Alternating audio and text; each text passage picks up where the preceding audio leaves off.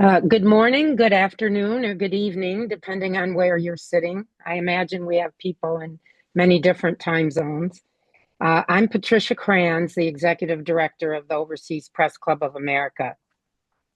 Today, we're going to talk with Yousra Elbagir, Sky News Africa correspondent and the winner of the International Women's Media Foundation 2025 Courage in Journalism Award. This program is co-sponsored by the OPC and the Simon and June Lee Center for Global Journalism at Columbia University. This is the latest segment of the OPC's How I Did It series.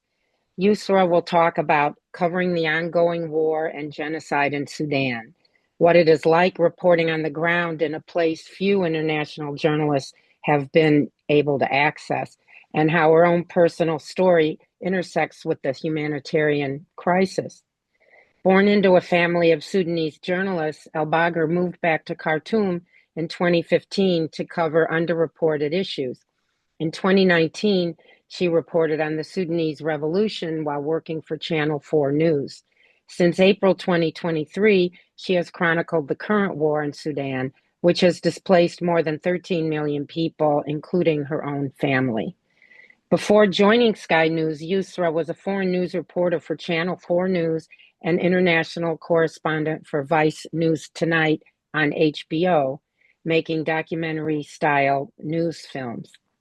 Alexis Okeowo, a writer at The New Yorker and a OPC governor, will moderate. Please put your questions in the chat. And thank you both, Alexis and Yousra, for taking the time to speak with us today. So let's begin. Thanks, Patty. And Yousra, thank you so much for being with us today. We're so excited to have you, such admirers of your work. And I wanted to start off talking about what's going on now, the latest. I mean, as Patty was mentioning, the conflict in Sudan, the genocide in Sudan, is ongoing, seems to become ever more severe, yet is still largely not in the global spotlight. Could you tell us a little bit about what's going on right now and about your last trip? I mean, things are escalating really quickly since we saw Al Fashir, the capital of North Darfur state, fall at the end of October. The Rapid Support Forces, the paramilitary group fighting the army for control of the country, have made very, very serious battle gains. They've managed to capture Baba Nusa, which is a key supply town, a railway city in West Kordofan that connects the north, east, and south. And they've also managed to capture Hijlij, which is an oil-rich area just on the border with South Sudan. So they're really making serious gains. They've already got gold-rich areas in Darfur, and they have access to Libya and Chad, supply routes of weapons through there. And now they have this border area with South Sudan that is incredibly, lucrative. And they also are inching closer back to the center of Sudan. So the next stop for them, we expect, is a city called Al Ubaid, which is in North Kordofan, and it is ultimately kind of at the heart of the country. It straddles the center of Sudan, but it also straddles the southwest, Darfur and the Kordofan regions, and it is home to 500,000 people at least, because a lot of these cities become displacement sites, right? So the population is always in flux, and they have been using drone warfare. The army has been using drone warfare. And actually, 48 hours ago, a drone hit the UN peacekeeping hub in Kadugli, which is the capital of South Kordofan, and 6 UN peacekeepers were killed from Bangladesh. And we've seen these drone strikes escalate from March, when the army reclaimed Khartoum, the capital, from the Rapid Support Forces. The strategy was very quickly recalibrated. The RSF kind of pivoted to drone warfare to hit the center and the east of the country, and at the same time kind of pivoted all their resources to tighten their 18-month siege of Al Fashir. And then that eventually led to Al Fashir being starved, shelled, and captured by the RSF. So we're now 2.5 years into the war. The first year was very much about Khartoum It was about them really holding on to Khartoum after capturing it in a morning. It only took morning hours for Khartoum's airport to be captured and for the city to basically become besieged, the center of the capital, Khartoum proper. The army stayed in Durman, which is the northwest, and kind of regrouped from there. But essentially, the RSF held two-thirds of the tripartite capital. The focus was on Khartoum and reclaiming Khartoum, but also almost reckoning with the war and the fact that it wasn't just a bout of violence. It was actually a long-term conflict. Now we're 2.5 years in. We're looking at a potential split.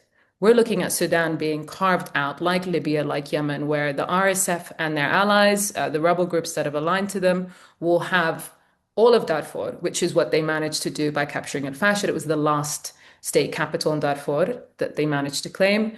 And then now the southwest region in the Kordofan states. So it's really scary to look at the map right now and see that the country is going to be split in two. Darfur is already a region the size of France. And then when you add the Kordofan states, it's a huge chunk. And this is what, 14 years after the South Sudan seceded. So it's crazy to think that in my lifetime, I've seen my country potentially become three. I mean, it's wild to think about. It's wild to think about. And um, it's interesting because when we were talking about this event before, we had used the term civil war, but you were like, actually, that's actually not right. Could you talk more about that? Yeah, there's a lot of, I mean, I have a lot of understanding for using civil war because it is, it's kind of a very, it makes sense, right? It's a militia rebelling against the military state. But I think there's a lot of contention around it being called a civil war because civilians did not incite this war. So that's one of the kind of big contentions around calling it a civil war. The second thing is the huge foreign influence on the war, right? The fact that the UAE is credibly accused of backing the Rapid Support Forces militarily, and our reporting at Sky News has backed up those allegations, and that they are using the RSF to gain access to the Red Sea. That was one of their key goals, to gain access to gold mines, to gain access to now oil fields. So the contention with the term civil war is because of how little civilians actually have to do with the war. And a Oh, lot of the civilian recruitment that came with the war was very much a lot of young men feeling like this is the only way that they can get their homes back because Khartoum is like a capital city of 7 million people.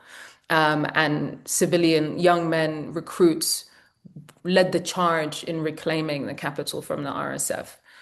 It's not the tribalism that exists in Sudan that created the foundation for this war does still not account for the level and scale of the violence. If Egypt and Saudi and Turkey and Qatar and Iran weren't backing the army, that they would have been encouraged to go to the mediation table. If the UAE wasn't backing the RSF would not have ever made this much headway.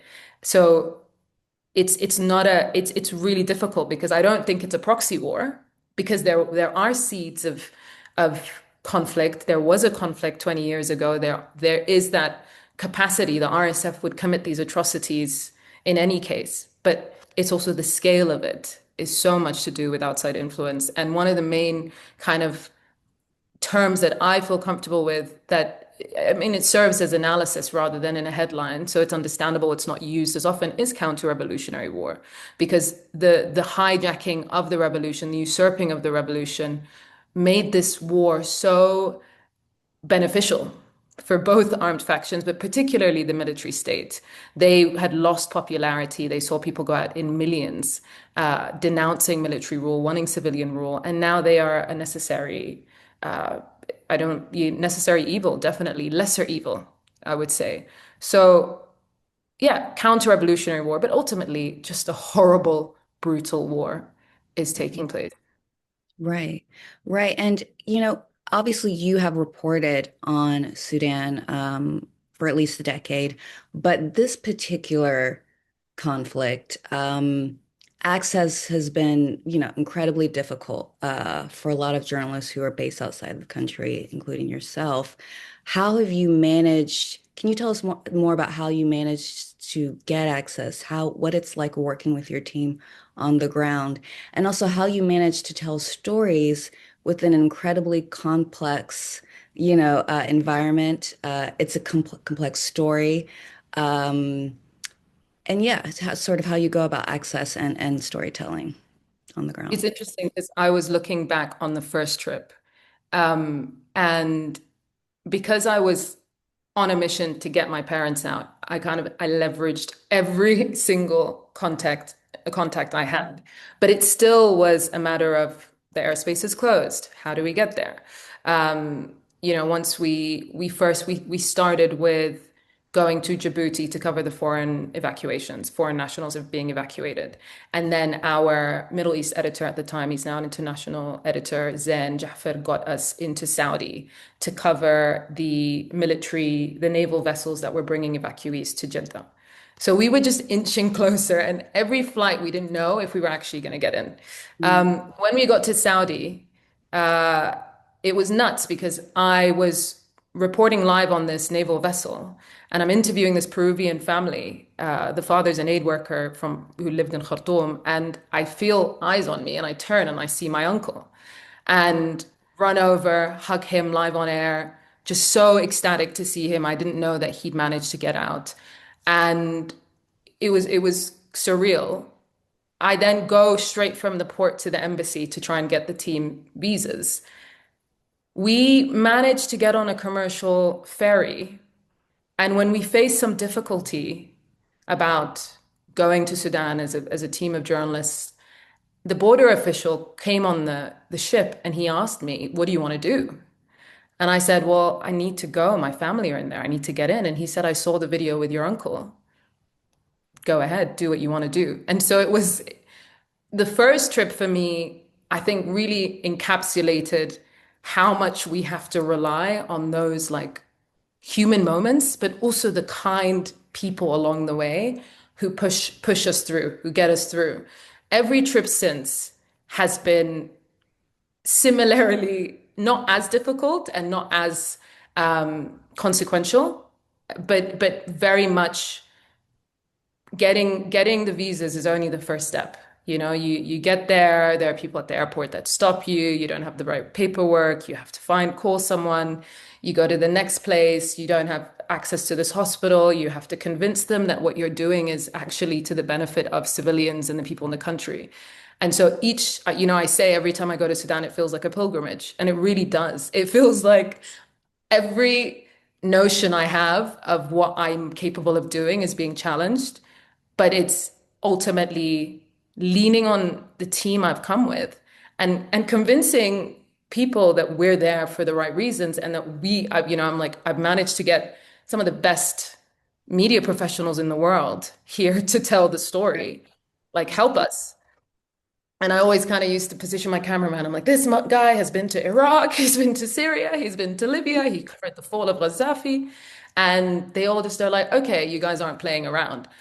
It's been like that every time. When we got into North Darfur in September, just this September, weeks before Al-Fashir fell, it took 2 years. It took 2 years of going to different borders, meeting border officials, Chadian side, building trust on the Sudanese side in Port Sudan, really having to convince people from so many different groups, whether it's humanitarian aid workers, government officials, just that we're delivering something that doesn't really have an agenda. We're not here with any nefarious intention.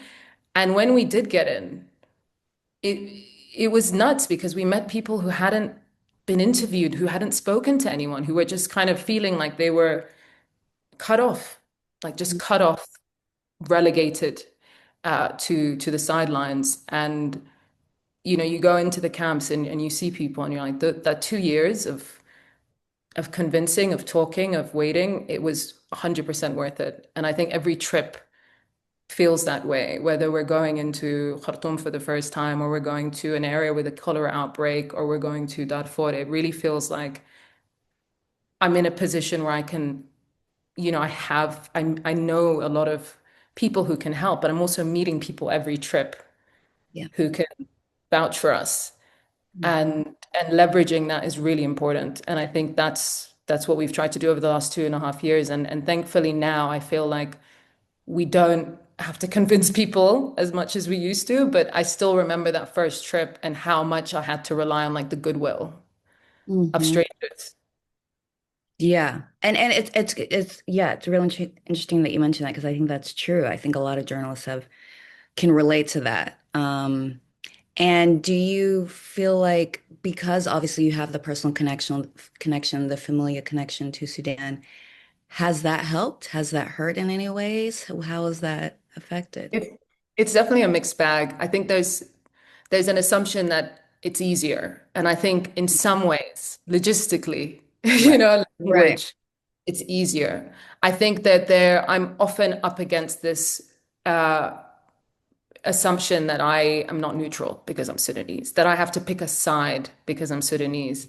I think there's also just the charge, right? The fact that when I'm going, I'm dealing with the fact that I'm not just covering a random war. Like I'm covering the future of my country. I'm covering, my whether I'm being asked by my parents, can we go back? Is it safe? And I'm assessing on the ground. Is this now a place that I would advise anyone I love to return to? I think it's been great for me because I've learned so much about myself. I've feel like I've grown as a person, and I've also I think one thing that's been really important is that it's not all doom and gloom. It's not all like despair. It is, I've met incredible people who have so much courage, who have, against the odds, managed to keep faith. And, we try and cover as many human moments as we can and try and cover the war through these vignettes, these stories of families. And I mean, some of the things that we've seen has just, I don't think I could have written a script, a movie script that would have been as moving or as inspiring. And I think that for me makes it worth the ordeal of going back every time. Mm. Yeah, because I was going to ask you, I wonder if you think about the international misconceptions of Sudan as you're reporting, and um, it sounds like, whether intentionally or not, you do when you're capturing these narratives, the other side of the doom and gloom in your stories. Yeah, I think we make choices. We make editorial choices that I don't know if I would have that I would have made if I had not grown up kind of seeing the tropes. So when we covered the famine initially, we didn't ever film starving children. We filmed farmers who fed the country, now Mhm. relying on handouts. And the idea for it was like the Ethiopia famine, the idea that farmers in some of the most arable land on the African continent are starving shows how man-made famine is. It was, I think it was always just kind of the trying to get that third dimension, trying to see it beyond just victims. Mhm. Um, but that actually it's debilitating because these are the most kind of active and generous people that in our economy, in our country. So it's I try not to be too subversive because I'm like you kind of have to take it all. But Mhm. but I definitely feel like I have completely tried to apply that to covering Africa in general Mhm. and not just kind of feeding into kind of those sexy headlines of what sounds good and but actually try and flesh it out in a way that is honest and respectful and ultimately can nurture some compassion beyond like a fleeting sympathy vote, but actually no, this is a nation with a history, with people who are agents, and they are being impinged upon, inflicted upon, but that doesn't change the fullness of their lives and their experiences.